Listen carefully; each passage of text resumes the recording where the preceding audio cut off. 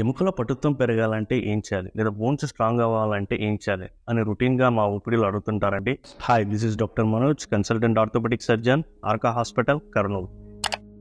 Mainly మనకి 3 things అవసరం అండి. 1 regular exercises, 2 vitamin D3, 3 calcium. Calcium అనేది మనకి daily requirement 1 gram to 1.2 grams per day అవసరం అండి.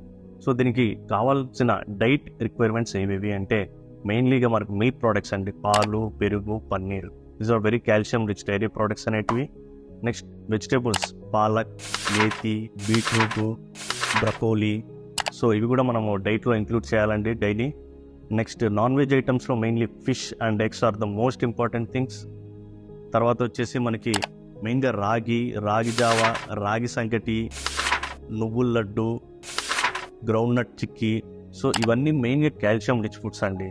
దీంతోపాటు డ్రై ఫ్రూట్స్ కూడా మనం ఇంక్లూడ్ చేసుకోవాలి. బాదం రోజు రాత్రి నానబెట్టి పొద్దున్న తినడము, 10 బాదం పప్పులు, పిస్తా పప్పులు, అంజీరు. సో ఈ డైట్ రిక్వైర్మెంట్స్ అనేది మనం ఫుల్ఫిల్ చేసుకోవాలి. దీంతోపాటు విటమిన్ D3 కూడా అవసరం అనేది, ఎందుకంటే విటమిన్ D3 ఉంటేనే మనకి కాల్షియం అబ్జర్వ్ అవుతుంది. విటమిన్ D3 అనేది మనకి morning sun exposure daily 15 minutes ఉంటే చాలండి. ఇంకా అవసరమైన వాళ్ళకి అంటే అబౌవ్ 50 years BMD అంటే డెక్సా స్కాన్ ద్వారా BMD టెస్ట్ తక్కువ వచ్చిన వాళ్ళకి కాల్షియం సప్లిమెంట్స్ ఇస్తామండి. Thank you.